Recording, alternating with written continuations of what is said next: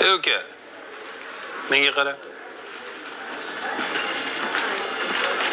Assalomu alaykum. Va alaykum assalom.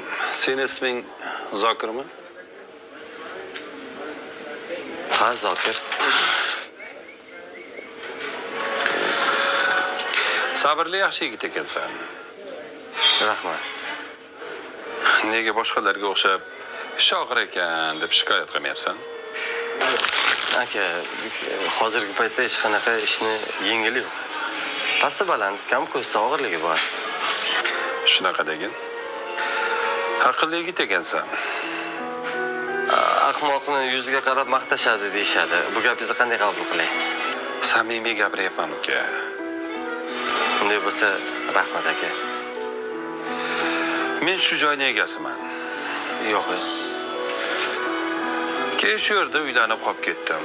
Harakat qilib shu kafeni ochdim. Qo'y. Begona yurtda bunaqa kafe ochish o'zimiz.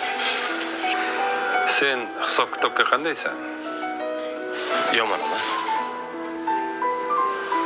Bugundan boshlab yuk tashishni bas qilasan. Bunga odam topiladi.